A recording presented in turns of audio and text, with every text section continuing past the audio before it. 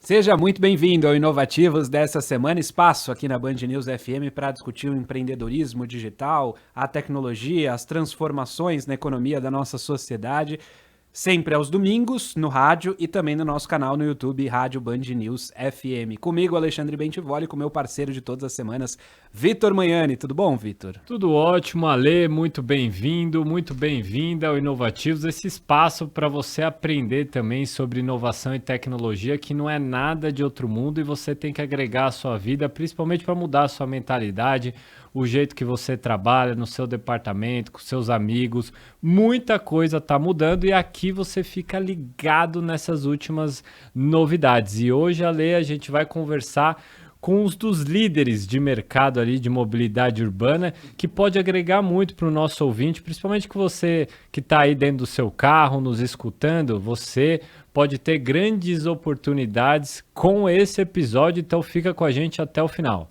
Nossa convidada hoje é a Tatiana Matos, ela é Country Head da BlaBlaCar no Brasil. Tatiana, seja muito bem-vinda aqui ao Inovativos. Eu queria que você começasse explicando um pouco do que presta de serviço a BlaBlaCar e falando um pouco da sua trajetória pessoal e da trajetória da BlaBlaCar também. Lógico, primeiramente, obrigada por receberem a gente aqui. Acho que é um prazer poder contar um pouquinho da história da BlaBlaCar, o que a gente está fazendo, o que a gente ainda quer fazer. Acho que um bom começo aqui é contar um pouquinho da história da empresa. A gente hoje é uma plataforma multimodal, e aí vem vários nomes que parecem, enfim, que dizem pouco, mas que no final das contas dizem muito. A gente é uma plataforma que intermedia venda de passagem de ônibus e a gente também é uma plataforma que intermedia caronas. E como que a gente surgiu, de onde a gente veio, enfim, do que se alimenta. A gente surgiu lá em 2003 na França, nós somos uma empresa francesa. O nosso fundador, o Frédéric Mazella, ele era um estudante de Stanford na época, e ele estava de férias, enfim, em Paris, e ele precisava visitar a família, ele queria visitar a família no Natal, enfim, e precisava se locomover até o interior da França. Acontece que ele não conseguiu passagem de trem, não tinha disponibilidade pela sazonalidade, e ele não tinha carro, ele falou, putz, como vou? Aí a irmã dele deu a volta ao mundo para buscá-lo em Paris, e aí no caminho de casa, ele foi percebendo que tinham vários carros na rua, e todos eles com só o motorista. Ele pensou, cara, isso não faz o menor sentido. Eu passei um perrengue para chegar, a gente podia otimizar isso, como é que eu faço? E aí ele passou 3 anos maturando essa ideia, até que em 2006 ele lança a BlaBlaCar como um aplicativo de carona, uma plataforma de carona que nada mais faz do que intermediar a conexão de um condutor e um passageiro, ou um condutor e passageiro, que estão indo para o mesmo lugar, para que eles dividam os custos dessa viagem. Um fica muito feliz que economiza na gasolina no carro, o outro consegue oferta para ir para onde vai, também economizando. E aí, de lá para cá, bom, a gente chega no Brasil em 2015, a gente chega como um aplicativo de carona ainda só.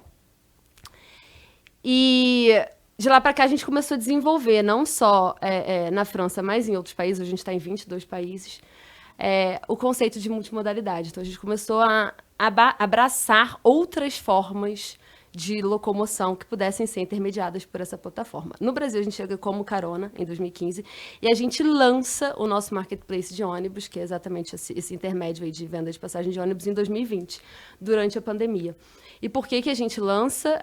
Na época a gente começou a perceber que a gente tinha várias buscas por várias rotas que a gente não atendia na carona, mas que parceiros, aí, operadores de ônibus regulares tinham ofertando aí na rodoviária. E, como vocês já devem saber, o mercado rodoviário ele ainda é majoritariamente offline.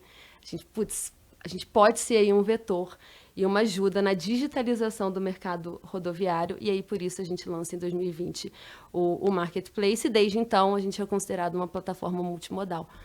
E aí quando a gente fala de multimodal, eu sempre falo, nossa, multimodal, eu passageira escutando, nossa, uma plataforma multimodal, tá, e aí? O que isso me ajuda?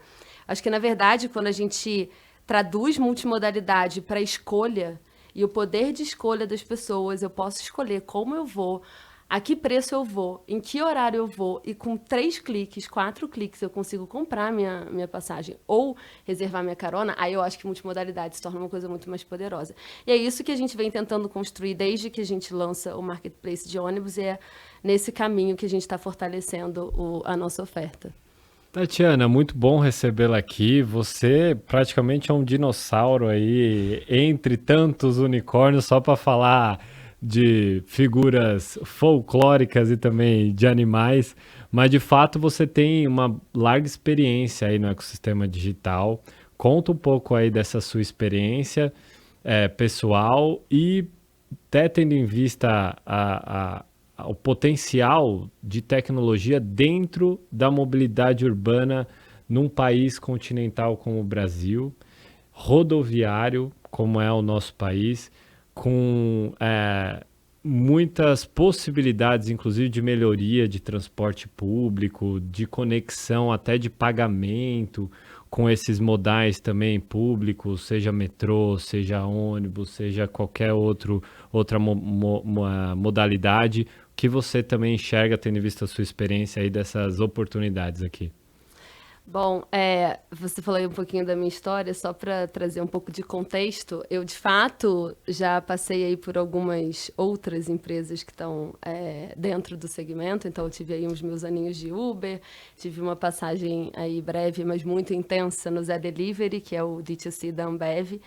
E eu acho que desde a Uber, bom, antes da Uber eu participei, eu estive, acho que em segmentos mais tradicionais, e trabalhava até um ano atrás com cadeiras bastante voltadas para o marketing, bastante generalistas dentro do marketing. Eu trabalhei com varejo, trabalhei com turismo, trabalhei com tecnologia antes da Uber, mas na IBM, que é uma empresa infinitamente mais conservadora, não tem esse modelo de startup. E aí, quando eu entro na Uber, eu me apaixono pela mobilidade, pela tecnologia com a mobilidade, exatamente por entender, como você disse, que num país de extensão continental a gente precisava ofertar, e acho que as empresas de ride-sharing vieram aí pioneiras nisso, formas mais simples das pessoas experimentarem as cidades, formas mais democráticas das pessoas experimentarem as cidades. E aí, quando eu entro na BlaBlaCar, eu entendo isso com... Bom, na Uber a gente olhava muito para as viagens, enfim, intramunicipais, e aí quando eu entro num ambiente intermunicipal e interestadual, a brincadeira vai ficando cada vez mais divertida. Por que isso? Como você bem disse, essa extensão continental do Brasil e a mobilidade majoritariamente concentrada aí no setor rodoviário, faz com que a gente também tenha algumas limitações quando a gente pensa em um modal só. Por isso que eu falo que a multimodalidade, para mim, é incrível. Hoje a gente tem, por exemplo, na BlaBlaCar, mais de 30 mil rotas. Dessas, cerca de 12 mil rotas são rotas rodoviárias. E aí, quando a gente olha para as nossas rotas de carona, 30% das nossas rotas de carona estão em locais em que a gente não tem nenhuma outra cobertura, por nenhum outro modal. E aí, a conexão e a fluidez da mobilidade começa a acontecer. Então, antigamente, era difícil você se deslocar de ponto A a ponto B, quando parte desse trecho ponto A a ponto B não era coberto por coisa nenhuma. E aí eu acho que hoje o papel dos grandes players de mobilidade, tanto de mobilidade intramunicipal quanto intermunicipal e interestadual, é a gente trabalhar junto para fazer essas conexões, para fazer com que o ponto A e ponto B sejam sempre possíveis e sejam fáceis. Eu não precise comprar parte aqui, parte lá, outra parte lá, sair de casa para comprar. Então tem que estar tudo muito simples, tudo na palma da mão, porque no final das contas, acho que quando a gente fala de inovação, digitalização, a gente sempre pensa nas máquinas, nos robôs. Na verdade, eu acho que nada mais é do que a gente achar soluções simples para economizar o tempo das pessoas, que eu acho que é a coisa mais preciosa que existe, devolver tempo. E acho que é o que a gente tenta fazer na BlaBlaCar, acho que o que os players de mobilidade estão tentando fazer, e acho que espero que a gente só se fortaleça, né? Eu queria falar com você agora, Tatiana, um pouco sobre os efeitos da pandemia no negócio de vocês. A gente sabe que a pandemia transformou diversos negócios e imagino que para vocês também tenha sido um impacto grande, afinal a gente estava num momento de isolamento social e imaginar a carona naquele momento era uma coisa um pouco impensável. Como que vocês se recuperam pós-pandemia? Como vem sendo? Que transformações isso provocou? Queria saber um pouco. Acho que, sem dúvida nenhuma, o setor de mobilidade foi um daqueles que, quando tudo começou, parou e falou: sabe? Para onde vou, como a gente faz, a gente tem que entender, enfim, primeiro o que era o foco ali, que de fato era a segurança das pessoas, mas ao mesmo tempo em que grande parte das pessoas precisou parar e pôde parar, outra parte considerável não pôde parar e tinha que continuar se movimentando. Eu acho que a BlaBlaCar olhou para dentro de casa e pensou o que a gente pode fazer que de forma segura e de forma eficaz ajude essas pessoas a continuarem se locomovendo. E foi assim que a gente fez. E, incrivelmente, em 2020, que foi o primeiro ano da pandemia, a gente cresceu 43% versus 2019. Em 2021, a gente cresce 30% versus 2020. Então, a gente continuou crescendo. Eu acho que muito porque quando a gente olhava para as possibilidades de transporte que a gente tinha ali minimamente seguras, para que os profissionais de saúde pudessem se locomover, para que as pessoas que precisassem se locomover por motivos pessoais ou a trabalho continuassem se locomovendo, o transporte individual, ele continuava sendo uma das possibilidades minimamente seguras dentro dos protocolos, enfim, da OMS. E eu acho que assim a carona contribuiu bastante durante a pandemia para que esse movimento necessário continuasse acontecendo. E aí eu acho que hoje, quando a gente olha, eu tenho até medo de falar, honestamente, num pós-pandemia, porque a gente nunca sabe, tudo foi tão dinâmico, e a gente, acho que aprendeu muito ao longo desse tempo a ser um pouco mais cauteloso com coisas escritas em pedra. Então, de fato, eu acho que nesse momento que a gente acredita em que o pior já passou, acho que é o momento da gente olhar o que se transformou do ponto de vista de formas de consumo e hábitos de consumo de mobilidade, que é o que a gente tem feito, tem tentado ouvir um pouco mais o nosso cliente e redesenhar esse ecossistema da mobilidade para as novas necessidades que vêm depois da pior fase aí de Covid-19.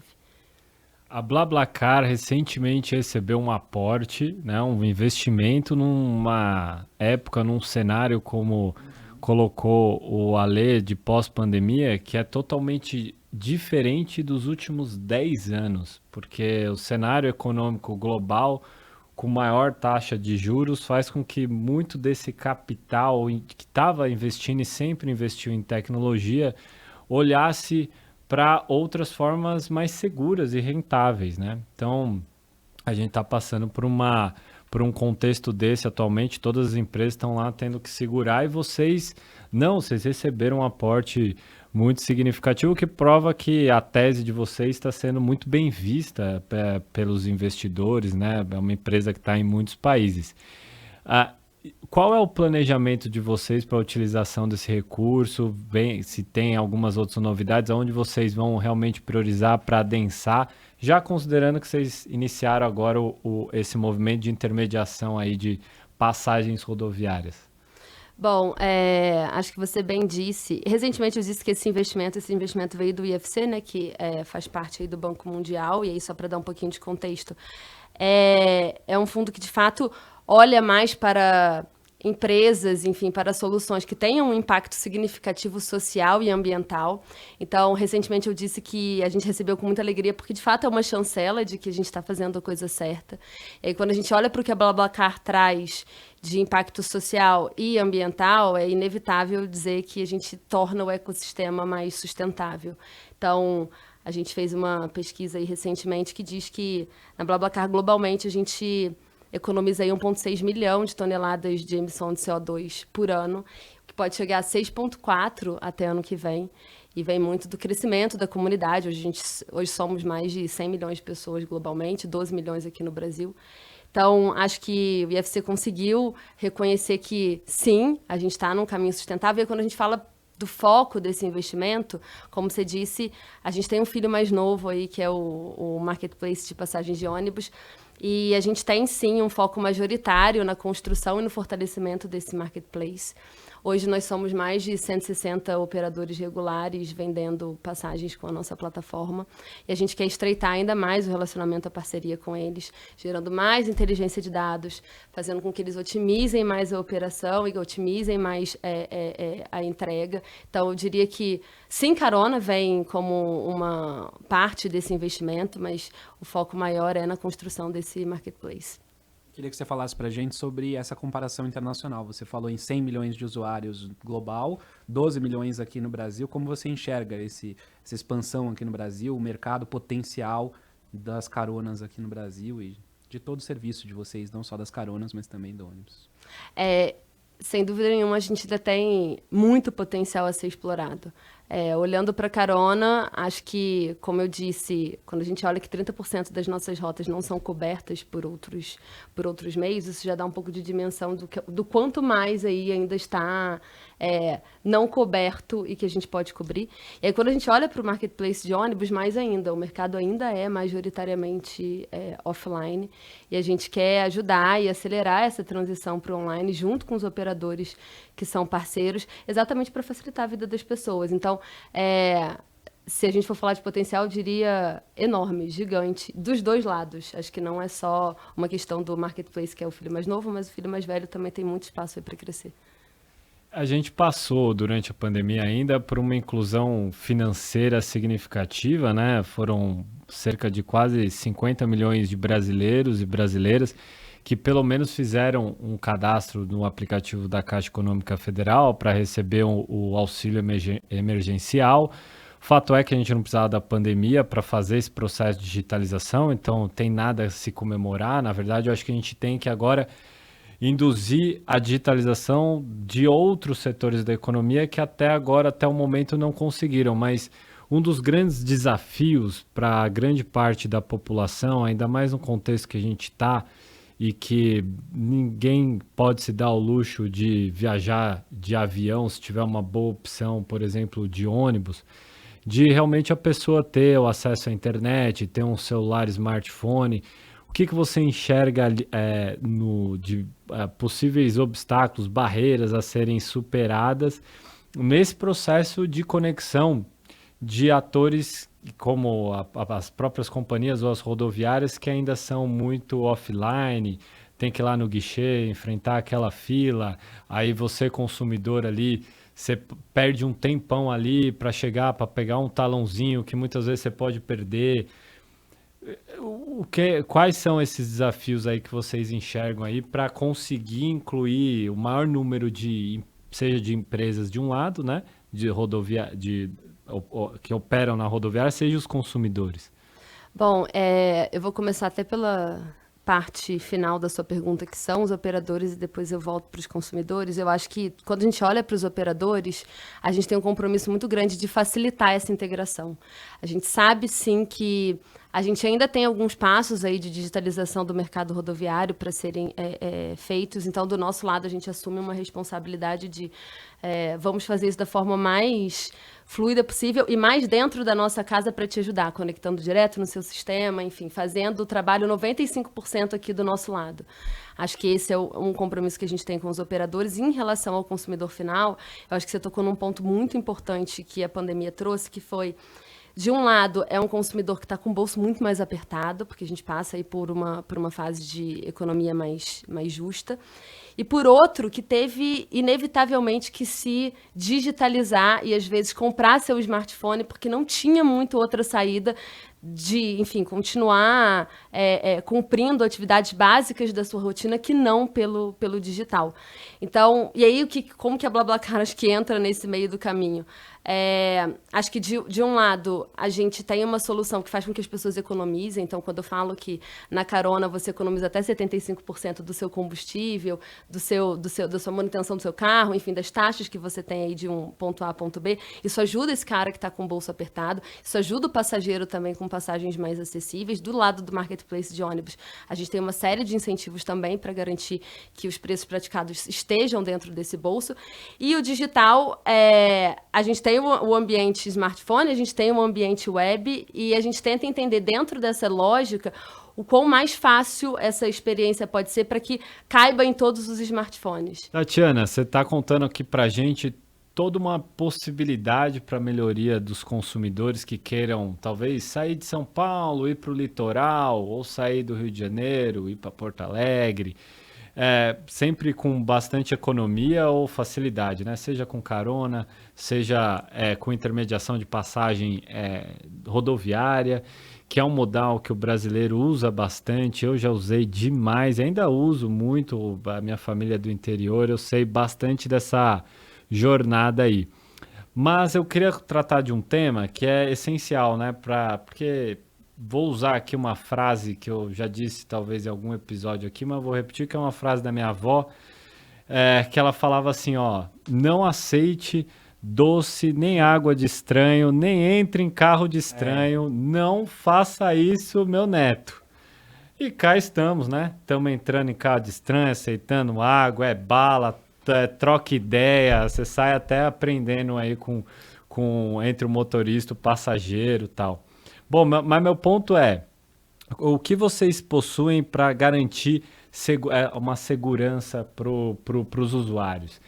Nas duas pontas, porque são as duas pontas realmente, né? Seja o motorista, aí no caso, estou falando mais da carona, né? Seja o consumidor.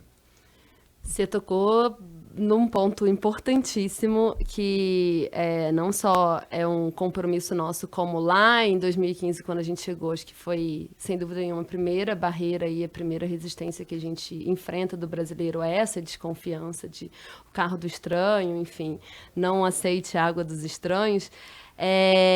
Lá atrás a gente viu que essa barreira começou a ser quebrada muito com pessoas no boca a boca, pessoas que usavam, pessoas que já tinham usado fora, mas de forma bastante concreta, o que a gente tem na plataforma, como eu disse, é um compromisso. A gente tem hoje o que a gente chama de perfil verificado, que é um selo, de fato, de perfil verificado, que tanto o motorista quanto o passageiro ou passageira possuem. E o que significa esse selo de perfil verificado? Significa que essa pessoa, quando ela entra na plataforma e ela, enfim, disponibiliza os documentos e os seus dados de contato, a gente faz uma verificação em 3 etapas. Ela passa por essa verificação em 3 etapas, que é a primeira, a verificação do documento, a segunda, do telefone de contato e a terceira, do e-mail. E aí, uma vez que ela passa por essas três estão ok, a gente dá essa chancela de perfil verificado. Uma segunda ferramenta que a gente tem na plataforma é o que a gente chama de só para elas. A gente sabe que essa questão da segurança e da desconfiança, ela acaba sendo ainda mais reforçada no público feminino. O público feminino tende a ser mais resistente, mais inseguro por razões óbvias, que a gente vê aí um pouco dos dados da violência contra a mulher. E aí, para esse público, a gente tem a ferramenta Só para Elas, que nada mais é que uma ferramenta que as motoristas mulheres disponibilizam no seu carro viagens somente para mulheres. E aí, quando você vai buscar, você também pode habilitar como passageiro e você acha viagem só de motoristas mulheres. A gente tem o nosso suporte, que funciona antes, durante e depois da viagem. A gente tem as avaliações e talvez essa seja uma das ferramentas mais poderosas para te garantir ali que aquele motorista, que aquela viagem vai ser ok, vai ser segura, vai ser tranquila, que é uma avaliação não só qualitativa, como também quantitativa. Então, você dá lá a sua nota para o motorista, da mesma forma o motorista para o passageiro, e você faz um pequeno depoimento. Eu digo pequeno, mas se você entrar na ferramenta, você vai ver testemunhos enormes, super detalhados. Isso ajuda muito ao passageiro que quer viajar com aquele condutor ou condutor que quer aceitar aquela viagem do passageiro, entender se é um bom condutor, se é um bom passageiro, enfim, se está de acordo com os parâmetros pedidos. E uma última coisa que eu acho que também ajuda não só a questão da segurança, mas ajuda a viagem a acontecer de uma forma fluida. Toda vez que você faz o seu perfil e que você preenche lá seus dados, você também pode preencher algumas preferências. Aceito que fumem no carro, não aceito animais, não aceito, gosto de falar, não gosto de música, não gosto. Isso também ajuda bastante a viagem a fluir de uma forma mais confortável para todos os envolvidos. Que demais, porque na verdade você meio que cria uma rede social dentro, né, do próprio aplicativo, porque se eu gosto de rock, se eu pegar um motorista que gosta de sertanejo, eu gosto de rock. Viagens longas, de viagem longa, eu quero fugir, não faça isso, pelo amor de Deus, né, Lê? Mas é o que a gente já vem falando aqui há bastante tempo, da coisa do dado, de você usar bem o dado para conseguir personalizar o serviço que você vai oferecer. Eu queria perguntar para a Tatiana, a gente já vai caminhando para o final aqui do Inovativos, mas queria saber os próximos passos da empresa, no que vocês vêm centrando esforços, o que você tem na perspectiva aí, no horizonte, para a BlaBlaCar aqui no Brasil. Bom, quando a gente fala de dado e o que a gente vem centrando de esforço nesse sentido, acho que tem uma frente aí do nosso tripé de clientes, a gente tem o motorista, o passageiro e o operador. Quando a gente olha para o operador, é de fato o que a gente pode criar a mais e cada vez mais granular de dado para ajudar, de inteligência de dados. Acho que não é entregar o dado, né? Entregar inteligência, entregar insight para esse cara de como ele pode otimizar as operações. Quando a gente olha para o passageiro, quando a gente olha para o motorista, é como eu consigo, para o passageiro, oferecer, de fato, encontrar a melhor solução para a necessidade daquele cara, então, em tempo, em preço e em tipo de modal. E para o motorista, a gente tem esforços muito grandes de como que eu ajudo esse cara a economizar. Então, inteligência de precificação de forma que isso que a gente está... Não sei se você... Acho que eu não mencionei aqui. O preço recomendado da carona na plataforma é recomendado pela gente. Então, com os nossos dados e com a nossa inteligência de dados, a gente chega ao melhor preço para aquela rota, para aquele motorista. Então, a gente também tem um esforço muito grande hoje em que esse preço reflita a realidade e que, de fato, isso traga economia para aquele trecho, para aquela viagem, para aquele condutor. E hoje vocês estão presentes em todo o Brasil? Como que funciona? A gente está presente em todo o Brasil, a gente cobre todo o território. São, como eu disse, mais de 30 mil rotas, então, espalhadas em todas as regiões. Algumas regiões a gente tem uma operação mais consolidada, mais forte. Então, no Sul e Sudeste a gente tem uma operação mais consolidada, expandindo aí para o Nordeste. Mas sim, a gente tem cobertura em todo o território. E falando agora também de maneira bem ampla aí, não respondendo com o BlaBlaCar em si, mas como uma empreendedora dentro desse universo digital, o que você acha que o Brasil como país poderia fazer para melhorar a vida da população, tendo em vista essas novas tecnologias, seja para a qualificação das pessoas para essa nova dinâmica de mercado, seja para que outros setores que ainda não experimentaram esse novo jeito de fazer a gestão das empresas, usando a tecnologia, consigam fazer da maneira mais rápida. Porque a gente sabe que uma hora as maiores empresas do Brasil serão aquelas empresas que conseguiram entender essa nova dinâmica e usaram as tecnologias disponíveis na época. Prova disso é que nos Estados Unidos as maiores empresas já são de tecnologia, são mais recentes. Na China, na Europa, em alguns países está acontecendo a mesma coisa. Em algum momento isso vai acontecer no Brasil, né? Na América Latina, por exemplo, a maior empresa em valor de mercado é o Mercado Livre. Superou, inclusive, grandes empresas brasileiras nacionais de petróleo, de minério e tal. O que você acha que a gente poderia fazer aí como Brasil aí para ajudar tanto os empreendedores, empresas, pessoas a entrar nessa nova dinâmica? Eu acho que começando do início, para ser bem um pleonasmo, quando a gente olha para a formação dos profissionais, a gente sim ainda tem um gargalo importante no Brasil quando a gente olha para a tecnologia, enfim, para profissionais que estejam qualificados e aptos para o mercado de tecnologia. Então, acho que a gente nós, como empresas do setor de tecnologias, que temos um compromisso em entender como que a gente ajuda nessa formação, como a gente contribui para as discussões em relação à formação desse profissional. Acho que o modo híbrido de trabalho facilitou, porque hoje a gente consegue um intercâmbio de conhecimento maior, então as pessoas elas estão muito mais conectadas do que acho que antes da pandemia. E quando a gente olha já para as empresas e para os setores e para o segmento, cara, eu costumo dizer que nada é mais poderoso do que a conversa e do que a organização e o intercâmbio de conhecimento. Então, acho que o que antes acontecia em silo, então a mobilidade discutia a mobilidade, a entrega discutia a entrega, o financeiro discutia o financeiro. Agora está todo mundo sentado na mesma mesa e a gente precisa conversar, porque bem ou mal é tudo muito complementar. E a digitalização completa, início ao fim, ela não acontece se essa conexão de conversa e se os serviços não funcionarem juntos, né?